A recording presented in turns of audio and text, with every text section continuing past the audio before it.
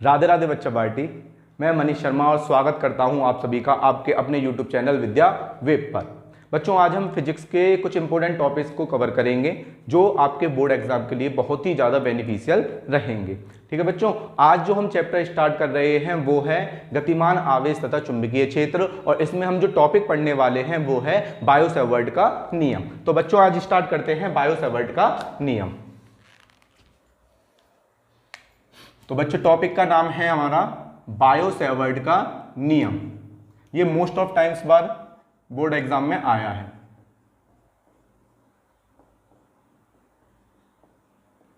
नियम। तो बच्चों, बायो-सैवर्ट के नियम को समझने से पहले हम एक छोटा सा प्रयोग समझेंगे जो किसने दिया था? ऑस्ट्रेड ने दिया था। ऑस्ट्रेड ने कहा था कि जब भी किसी चालक में धारा प्रवाहित की जाएगी तो चालक के चारों तरफ एक चुंबकीय क्षेत्र उत्पन्न हो जाता है।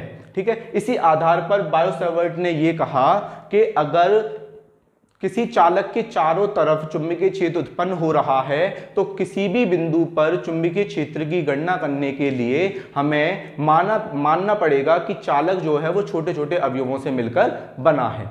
ठीक है, तो बायो-सैवर्ट ने क्या किया? एक परिमित लंबाई का चालक तार लिया और उसमें ये कह दिया कि हमने इस तार को छोटे छोटे अवयवों से मिलकर बना माना है। तो एक परिमित लंबाई का तार लिया गया जिसकी लंबाई मान ली XY है। ठीक है, इसमें धारा प्रवाहित की I एम्पियर की इसमें धारा प्रवाहित की, और चूंकि ये तार जो है वो छोटे छोटे अवयवों से मिलकर बना है इसलिए इसका एक अवयव ले लिया जिसका नाम है DL अवयव का मध्य बिंदु O है। बिंदु O से R दूरी पर कोई बिंदु P है जहां चुंबकीय क्षेत्र की हमें क्या करनी है? गणना करनी है। इसी के अपोजिट डायरेक्शन में इतनी ही दूरी पर एक दूसरा बिंदु हमने माना P डैश। ठीक है बच्चों, P डैश एक बिंदु मान लिया। अब क्या हुआ? ये जो DL था, इस DL में धारा की दिशा को व्यक्त करने के लिए हमने एक लंबाई सदिश लिया और लंबाई सदिश को हमने नाम दिया DL वेक्टर, लंबाई सदिश DL वेक्टर, और तार को बिंदु P से मिलाने वाली रेखा को बोलेंगे स्थिति सदिश, और इन दोनों के बीच का जो कोण है वो है थीटा। ठीक है बच्चों, तो बायो-सैवर्ट के अनुसार कहा गया, तब बायो-सैवर्ट के अनुसार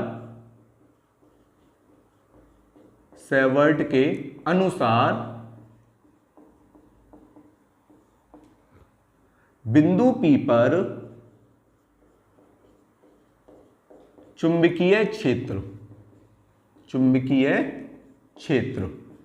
और बिंदु P पर चुंबकीय क्षेत्र को ज्ञात करने के लिए बायो-सैवर्ट ने कहा कि ये चुंबकीय क्षेत्र चूंकि अवयव छोटा है तो बिंदु P पर कम चुंबकीय क्षेत्र उत्पन्न करेगा, और वो कम चुंबकीय क्षेत्र कितना होगा? वो dB होगा। अब क्या हुआ कि ये जो चुंबकीय क्षेत्र बिंदु P पर उत्पन्न हो रहा है ये निम्न कारकों पर निर्भर करता है, और पहला कारक ये है कि चुंबकीय क्षेत्र dB चालक में बहने वाली धारा I के अनुक्रमानुपाती होता है। चालक में बहने वाली धारा I के अनुक्रमानुपाती होता है। ठीक है बच्चों, पहली कंडीशन क्या बताई थी? पहली कंडीशन ये बताई बायो-सैवर्ट ने कि बिंदु P पर चुंबकीय क्षेत्र जो होगा चालक में बहने वाली धारा के अनुक्रमानुपाती होगा, मतलब कि अगर धारा बढ़ेगी तो चुंबकीय क्षेत्र बढ़ जाएगा। दूसरी स्थिति बताई थी कि जो हमने अवयव लिया है DL, चुंबकीय क्षेत्र इस DL अवयव के भी क्या होता है? अनुक्रमानुपाती होता है। अगर अवयव बड़ा ले लिया जाएगा तो बिंदु P पर चुंबकीय क्षेत्र भी बढ़ जाएगा। ठीक है बच्चों, तीसरी चीज क्या बताई थी कि चुंबकीय क्षेत्र dB इस बिंदु P को मिलाने वाली रेखा R और लंबाई सदिश के बीच बने कोण थीटा की ज्या के अनुक्रमानुपाती होता है। ठीक है, जो थीटा कोण बनना है लंबाई के बीच में और बिंदु P को मिलाने वाली रेखा के बीच में, उसकी ज्या मतलब कि साइन के अनुक्रमानुपाती होता है।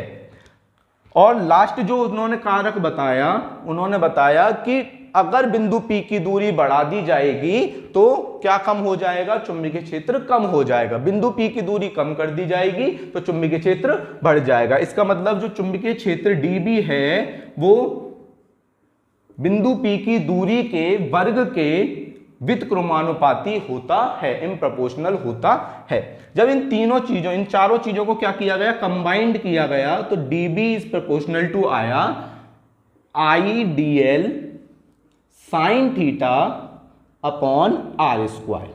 ठीक है बच्चों, ये आया dB is proportional to IDL sine theta upon R square.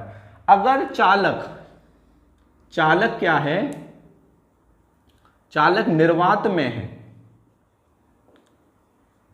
निर्वात में स्थित है, तो क्या होगा, तो प्रोपोर्शनल का साइन हटाने पर एक कांस्टेंट वैल्यू आएगी जिसको हमने नाम दिया mu naught upon 4 pi IDL sine theta upon R square. ठीक है, इसको कहा गया बायो सेवर्ट का नियम। ठीक है बच्चों, समझ में आया आप सभी को?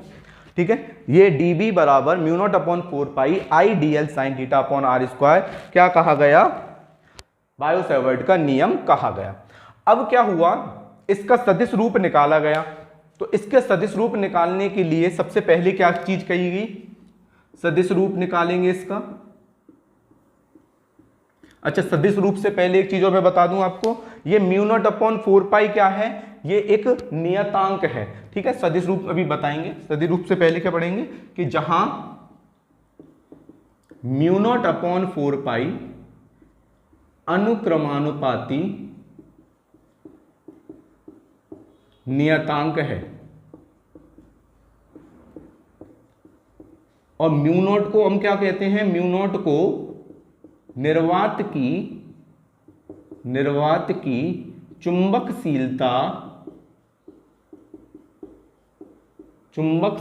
कहते हैं। ठीक है बच्चों, अब म्यू नॉट अपॉन 4 पाई का जो मान आएगा, म्यू नॉट अपॉन 4 पाई का मान आएगा 10 टू द पावर -7 और इसका जो मात्रक लिया जाता है वो लिया जाता है न्यूटन प्रति एम्पियर स्क्वायर। dB का जो मात्रक होता है वो होता है न्यूटन प्रति एम्पियर इंटू मीटर।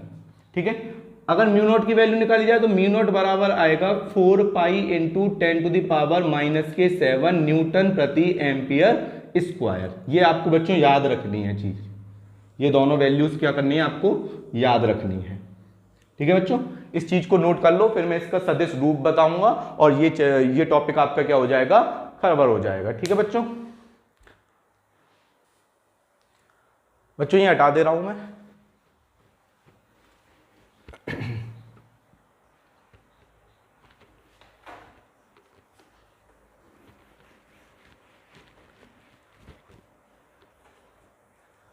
अब बच्चों सदिश रूप निकालना है हमें बिंदु P पर, सदिश रूप, चुंबकीय क्षेत्र का सदिश रूप क्या होगा।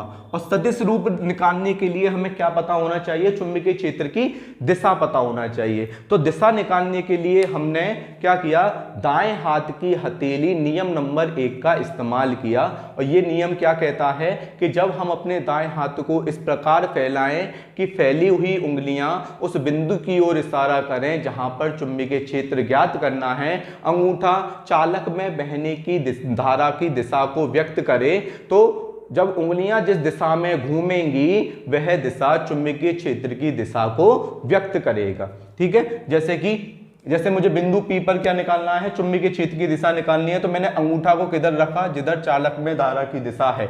ठीक है, उंगलियां किधर की, जिस बिंदु पर हमें चुंबकीय क्षेत्र ज्ञात करना है। अब मैं जैसे ही उंगलियों को घुमाऊंगा तो कहां घूम रही है, अंदर की ओर घूम रही है, अंदर की ओर, तो ये दिशा किधर हो जाएगी, चुंबकीय क्षेत्र की अंदर की ओर। तो इस वाले बिंदु पर जो चुंबकीय क्षेत्र की दिशा होगी इसको हम क्रॉस से दिखाएंगे और लिख देंगे अंदर की ओर, अंदर की ओर। ठीक है बच्चों, इसी प्रकार जब P' बिंदु पर इस चीज को देखा जाएगा तो ये धारा की दिशा को दिखा रहा है, उंगलियां बिंदु को दिखा रही हैं जहां पे हमें चुंबकीय क्षेत्र निकालना है, तो इसको हम कर्ल कर रहे हैं, घुमा रहे हैं तो घूमने पे किधर आ रहा है, बाहर की साइड आ रहा है, तो बाहर की साइड आ रहा है तो यहां पे इसको हम डिनोट करेंगे डॉट से, डॉट से डिनोट करेंगे, लिख देंगे बाहर की ओर, बाहर की ओर। ठीक है बच्चों, इसी आधार पर हमने क्या देखा कि जब डीएल वेक्टर इधर की साइड है, आर वेक्टर इधर की साइड से लिखते हैं, चलो डीएल वेक्टर इधर की साइड है, आर वेक्टर इधर की साइड है, तो चुंबकीय क्षेत्र किधर है, अंदर की ओर, अंदर की ओर मतलब इस तरीके से। इसका मतलब ये आर वेक्टर की भी लंबवत है और ये डीएल वेक्टर की भी लंबवत है। इसका मतलब यहां पे लिखेंगे कि जो डीबी वेक्टर है, डीबी वेक्टर है, डीबी वेक्टर आर वेक्टर व डीएल वेक्टर के लंबवत दिशा में है, लंबवत दिशा में है।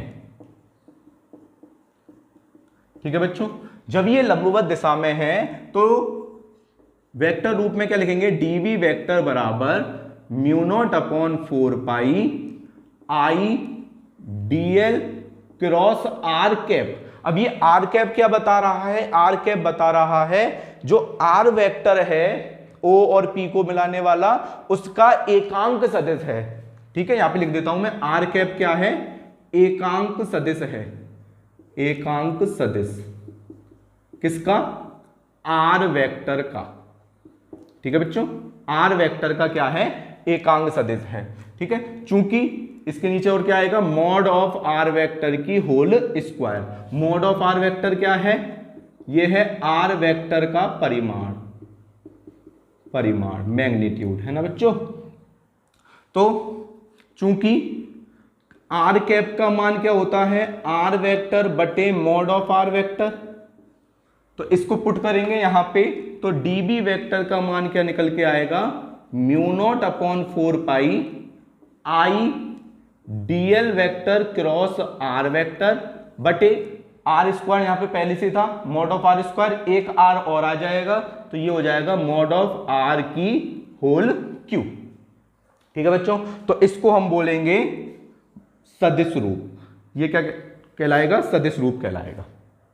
ठीक है, इसकी कुछ स्थितियां और आती हैं, स्थितियां, स्थितियों में पहली स्थिति क्या कहती है कि यदि थीटा का मान 0 डिग्री कर दिया जाए या 180 डिग्री कर दिया जाए तो